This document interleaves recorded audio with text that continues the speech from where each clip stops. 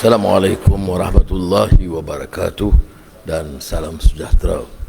Alhamdulillahillazi anzala ala abdihil kitab wa lam yaj'al lahu iwaja. Wa usalli wa sallim ala rasulil karim wa ala alihi wa sahbihi ajma'in. Saudara kami Hamzah Azizan, Menteri Kewangan kedua, yang banyak akan membantu dan menyelenggarakan semua tugas-tugas berat, dan saya hanya kekal dengan tugas-tugas ringan. Lim Hui Ying, Tim Menteri Kewangan kita ini sekarang seorang, jadi kena laksanakan tugas dua Tim Menteri Kewangan yang dulu. Dan saya ambil kesempatan ini untuk ucap penghargaan kepada kedua-dua Tim Menteri Kewangan yang seorang jadi menteri, seorang timbalan menteri di KKR, Saudara Mat Maslan dan Saudara Stephen Sim. Penghargaan kerana mereka banyak membantu dalam menjalankan tugas sepanjang tahun lalu. Johan Amerikan kekal sebagai KSP.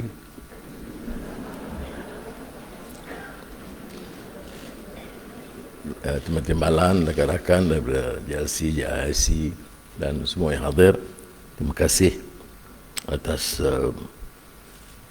kesediaan untuk bersama pada pagi ini. Dan pagi ini seperti biasa kita ada perhimpunan, tapi saya juga undang pengurusan utama dari JLC, JIC, dan saya fikir ada beberapa penganjuran, pandangan untuk merangka dan melaksanakan program untuk 2024 ini dapat bersama mereka. Sebab kita tahu selain daripada kekuatan perbendaraan Kementerian Kewangan ini, JLC JIC ini punya tanggungjawab yang besar, ya. Dan tidak seperti mana peringkat awal, tapi sekarang kekuatan keseluruhannya mencecah hampir 2 triliun ringgit, ya.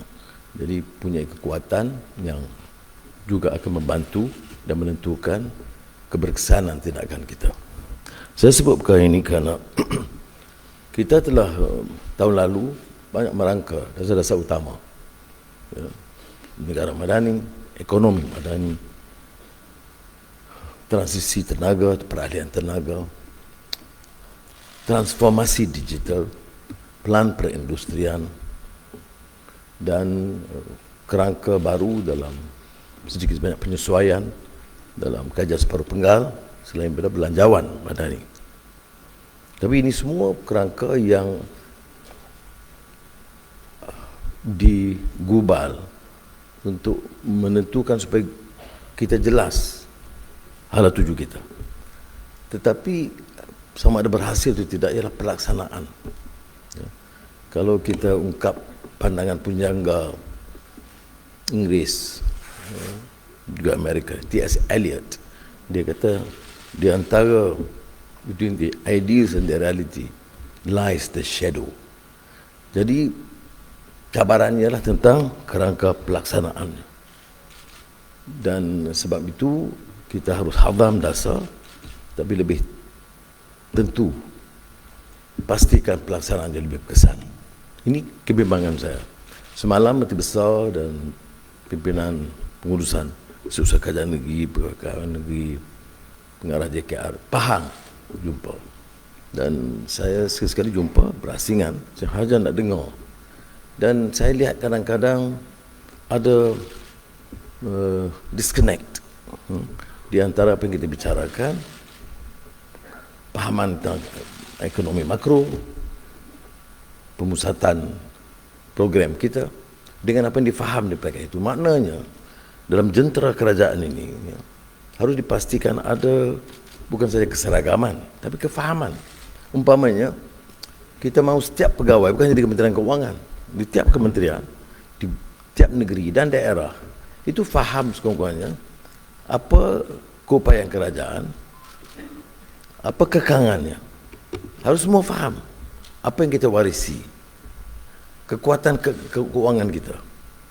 Kerana umpamanya kalau dituntut oleh mereka itu, tak salah saya dalam perjumpaan saya dengan mereka itu, kurang-kurangnya tak kurang dari 7-8 bilion tambahan, ya.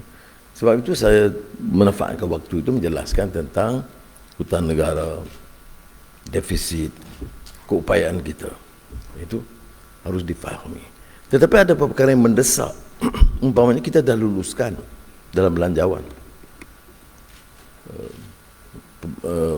Soal pengurusan dan maintenance jalan-jalan yang berlubang. Jalan-jalan persekutuan. Kalau dulu, masa Menteri Kewangan, jalan persekutuan itu sangat baik. Jalan negeri itu berlubang. Sekarang jalan negeri kerana maris sejauh lebih baik daripada jalan persekutuan. Jadi kita telah luluskan sedikit peruntukan.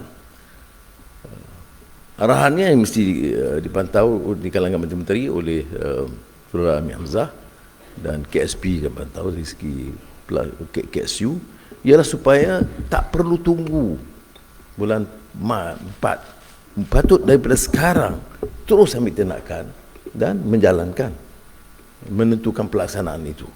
Ya. Karena bagi kita yang duduk di sini mungkin tidak terkesan, tetapi bagi orang di daerah ada jerantut, lipis yang dibangkitkan, jalan berlubang itu meresahkan mereka. Jadi ada hal-hal yang sudah diluluskan yang mampu kita kenali. Saya baca dalam media sosial, Menteri Pendidikan Tinggi disambut di Universiti pelajar mahasiswa Universiti Malaysia Sabah kerana mereka belum mandi, air tidak ada. Tahun lalu bila saya melawat di sana, saya luluskan 3 juta. Saya tidak pasti mungkin dia mengambil masa untuk pelaksanaannya. Tapi saya nak dapat laporan, mungkin daripada KSP boleh tanya KSU, Kementerian Berkenaan, dan mungkin Pantau Madani boleh bantu untuk menanya apa berlaku sejak kelulusan saya dan tindakan diambil oleh kementerian dan universiti untuk melaksanakan. Ya. Ini pada sebahagian orang mungkin perkara kecil, tapi kalau mahasiswa itu menghadapi masalah bekalan air, itu patut meresahkan kita. Jadi hal yang sedemikian yang saya bimbang, ya. Seperti saya kata, di antara perancang, pengurus-pengurus besar dengan pelaksanaan di bawah itu, dia akan ada kesenjangan yang nyata dan disconnect. Dan tanggungjawab kita ialah pastikan bahawa pembangunan itu berarti kepada mereka. Merdeka itu merdeka rakyat. Merdeka negara itu sebenarnya merdeka rakyat. Pertumbuhan ekonomi itu bukan pertumbuhan golongan atasan, bukan jadi kalangan perancang, tapi sehingga peringkat akar umbi.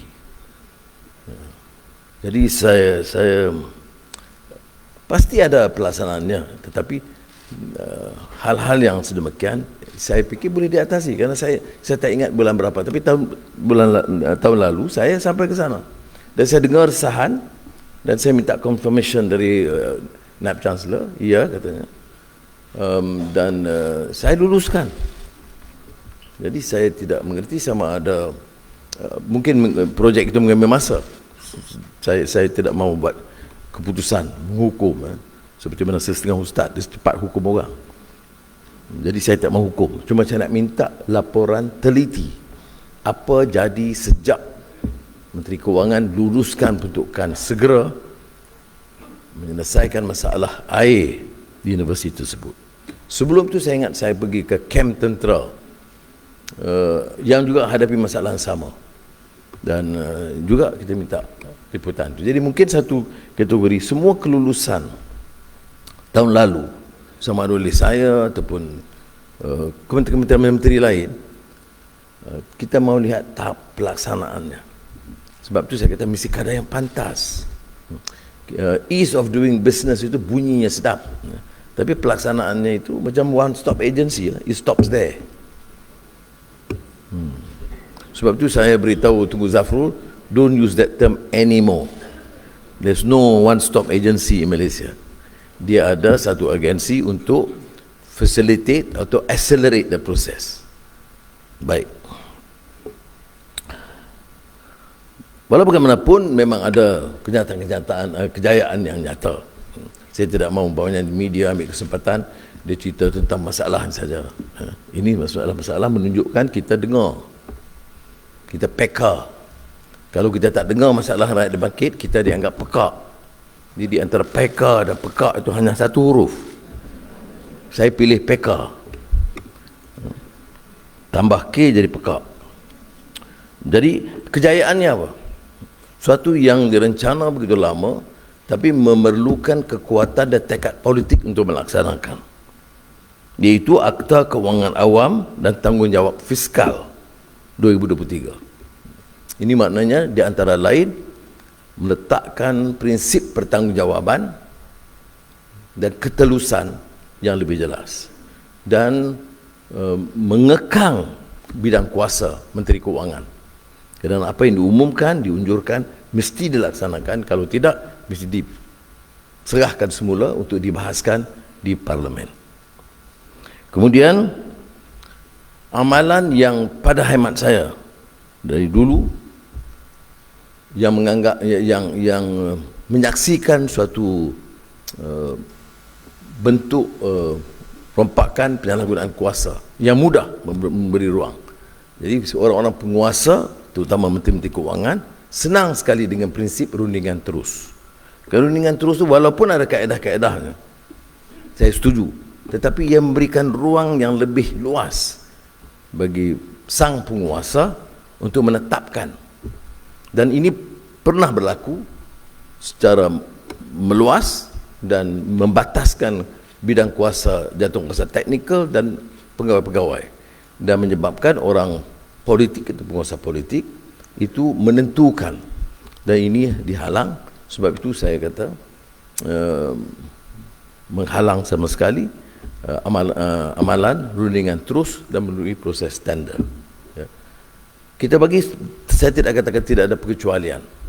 Bila saya ke Labuan ada masalah bekalan elektrik yang mendesak, maka kita arah tenaga, terutamanya Petronas, melaksanakan IPP. Itu satu keperluan yang dianggap mendesak. Tapi saya tidak fikir kita boleh tentukan kontrak mana yang Petronas ambil. Jadi saya tidak fikir ia menimbulkan apa-apa kontroversi. Tapi prinsipnya kita menghalang sama sekali rundingan terus. Kemudian penyasaran subsidi. Jadi rakan-rakan di Kementerian Keuangan lebih arif. Pada peringkat awal ada sedikit sebanyak, bukan sedikit banyak, pembangkang gunakan ini sebagai seolah-olah kita merampas subsidi untuk rakyat. Tapi inilah cabaran kita, menjelaskan kepada rakyat setiap tindakan. Kita tidak boleh membuat andaian bahawa semua faham. Ini penyasaran subsidi setelah diberi penjelasan berkali-kali dan bertubi-tubi asalkannya, maka lebih kurang ada kefahaman. Kerana 85% rakyat itu tidak terkesan sama sekali, masih diberikan subsidi. Dan kita pada dasar prinsip dia apa? Pertama, subsidi yang mencecah hampir 80 bilion ringgit tidak mungkin diteruskan. Itu akan membebankan negara dan merusakkan akar sendi ekonomi negara. Tetapi tidak boleh pula ditarik subsidi sehingga bebankan rakyat. Maka apa yang dilakukan ialah menarik subsidi bagi warga asing, 3.5 juta orang yang mendapat manfaat pada semua, minyak mentah, bekalan elektrik, semua mereka dapat kemudian subsidi. Dan dengan orang yang maha kaya, yang banyak orang kata pasal apa, anti orang, bukan anti orang kaya. Orang kaya itu dalam Islam kita tidak harus cemburu, tetapi jangan kita beri sedekah pada orang kaya. Masalah subsidi, pendekatan sekarang ini sedekah kepada golongan kaya, subsidi elektrik kepada orang kaya, ya. Dia pendapatannya ratusan ribu ringgit sebulan, tapi masih lagi diberi subsidi elektrik. Jadi pendekatan kita sekarang hanya menarik subsidi, belum menaikkan tarif kepada mereka, hanya menarik subsidi kepada golongan 10-15% terkaya dan 35 juta orang asing. Jadi kekalkan subsidi. Dengan itu ada penjimatan, bukan penjimatan sebenarnya, pengurangan subsidi sekitar 46 bilion ringgit satu tahun. Seperti juga pengapungan harga ayam. Kita beri subsidi ayam. Itu subsidi itu kepada orang paling kaya, restoran-restoran 5 bintang, dan juga kepada orang asing 3.5 juta. Jadi sebab itu dikatakan pengapungan harga, bukan subsidi ayam, tidak. Dia berikan ceiling harga. Dan bila kita hentikan itu, alhamdulillah harga tidak naik daripada ceiling ditetapkan buat sementara waktu, tetapi kita boleh jimatkan 1 bilion ringgit sebulan, sekitar 1 bilion setahun, 1 bilion ringgit setahun. Dari ayam jimat 1 bilion ringgit ini. Dan kalau kita, sebab tu jumlah subsidi yang begitu banyak. Jadi saya bincang dengan Kementerian Ekonomi supaya juga menyegerakan penyasaran subsidi bagi minyak kemudian. Baik, apa kata kalau dengan penyasaran ini membebankan sedikit rakyat? Katalah dari segi kita kata inflasi bawah dari 2%, tapi ramai juga mengeluh harga barang-barang keperluan masih meningkat. Maka kalau kita dapat kurangkan subsidi penjimat, sebahagiannya kita pulangkan balik kepada rakyat. Itu dalam skim sama ada STR, E-Madani yang kita berikan langsung kepada rakyat. Bukan saja setakat B40 dan juga kebanyakan pada M40. Ini saya sebutkan ramai M40 sini. Ada yang mengeluh, dia kata ni menteri dipikir B40 je, kami dia tak masuk langsung. Jadi kita cuba tingkatkan jumlah bantuan suntikan tunai rahmah E-Madani ini melalui secara langsung kepada rakyat. Mudah-mudahan ini dapat mengurangkan beban rakyat. Kemudian kemiskinan tegar, saya masih dapat laporan terakhir, setakat ini kita dapat memansuhkan dan menoktahkan kemiskinan tegar di Kuala Lumpur, wilayah persekutuan, dan Negeri Sembilan yang sudah dapat angka yang diselesaikan semuanya. Negeri Sembilan pada bulan November ada sekitar 400 keluarga yang masih jemaah. Menteri Besar mengarahkan supaya perkara ini dapat diselesaikan. Tentunya tahun ini akan tambah pula, bukan maknanya satu tahun dia boleh noktah, tapi alhamdulillah kita boleh bantu. Dan ini melalui program-program CSR, sebab itu harus diselaraskan. Masalah kita ini, tanpa padu, kita tak selaraskan bantuan. Jadi ada yang umpamanya dapat bantuan daripada kerajaan persekutuan, dia tak bagi tahu berapa kerajaan negeri bagi, dia tak bagi tahu apa yang diberikan oleh pusat zakat. Ya. Jadi ada yang dapat itu 3 kali ganda, ada yang tak dapat langsung. Jadi ini insya-Allah kita akan perbaiki. Kadar KDNK 3 suku pertama mencatat 3.9%, maknanya sasaran KDNK 2023 insya-Allah 4%. Inflasi masa kita ambil alih 4 November 2022 itu 4%. November 2023 1.5%. Ya, rendah, tapi seperti yang saya sebut, jangan kita buat terpukau dengan angka. Saya tak kata statics lie, dia statics itu boleh kita pertahankan, tapi kadang-kadang di beberapa kawasan harga itu mungkin berbeza, kerana angka statistik ini angka purata. Pelaburan itu mencecahkan rekod, kerana hampir 350 bilion ringgit, dan bagi 9 bulan pertama tahun 2023 kelulusan pelaburan adalah 225 bilion, iaitu peningkatan 6.6% ketimbang tempoh sama tahun 2022. Hasil negara, terima kasih kepada custom. Jadi kena, sebab tu ketutup begah dia kena garang sikit. Jadi mencecah, ya, kita akhirnya dapat memenuhi unjuran yang tidak selalu dicapai, dan tapi kalau custom memang lebih daripada yang diunjurkan.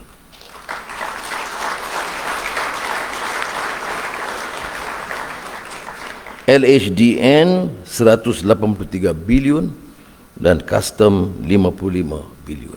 Ada dia point 1 ke 2 tu apa tu. Saya tak mau sebut. Sebab kalau sebut banyak dia minta bonus lebih. Baik, sekarang hala 7 2024. Kita faham kerangka, kita faham dasar, dan harus ada kerjasama yang lebih mantap. Dan kerjasama yang saya maksudkan ini bukan sahaja jabatan, agensi dan GLC di bawah perbendaharaan, tetapi seluruh negara. Dalam mesyuarat Jemaah Menteri yang lalu, minggu lalu, kita tetapkan bahawa penyelarasan harus lebih berkesan. Kita tak boleh bekerja dalam silo. Saya dapat laporan satu agensi, GLIC, yang juga melakukan TVET. Ada juga tentang pinjaman kepada rakyat. Kemudian ada pula yang dibuat oleh tekun. Jadi kalau tidak diketahui apa yang dilakukan, kita ada masalah dalam bentuk pelaksanaan.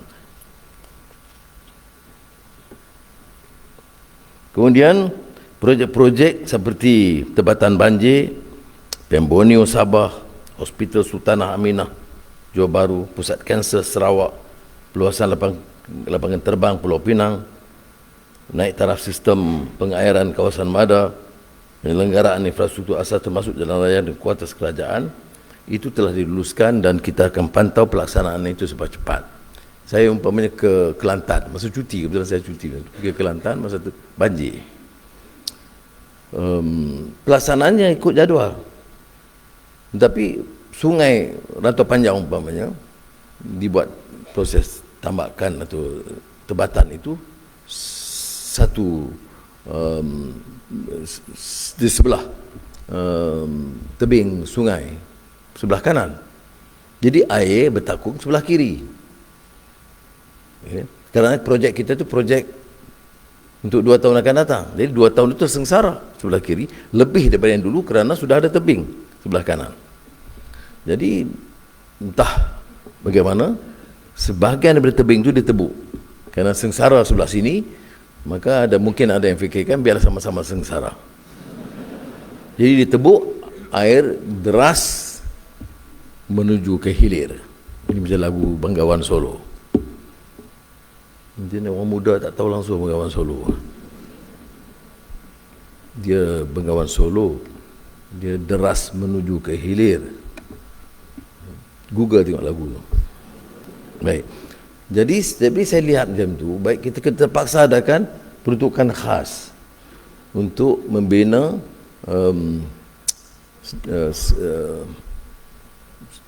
beberapa apa dipanggil bangunan ataupun tebing sementara untuk mengelakkan daripada pengaliran air berterusan. Tetapi harus disegerakan. Berapa jumlah projek yang sebelah itu? 800 juta. Hal yang sedemikian kita tak boleh tangguh. Saya tidak tahu. Jadi kalau kita tangguh, maka masalah lebih besar daripada dulu kerana sebahagian daripada tebing sungai telah diberikan. Ini hal yang bila kita turun ke bawah, kefahaman kita lebih baik. Sebab itu saya syorkan bahagian ketua-ketua bahagian Kementerian Kewangan ni, saya tahu sering juga, tapi lebih banyak turun ke bawah, termasuk penguruh-penguruh besar GLC, GIC ni, supaya melihat sendiri masalah di bawah. Baik. Dan saya tentunya tekankan soal tata kelola dan bentuk pengurusan. Baik, peranan GLIC dan GLC ni, sebab di antara lain saya panggil, kerana terlalu penting. Saya tidak fikir kita boleh anggap mereka ini sebagai suatu bidang yang ataupun kegiatan yang terasing dari kerangka besar. Saya ucap terima kasih kerana setakat ini mereka secara kolektif dengan kekuatan kewangan yang besar banyak membantu Pertama, umpamanya pendapat hasil yang munasabah. Tentunya paling tinggi EPF lah.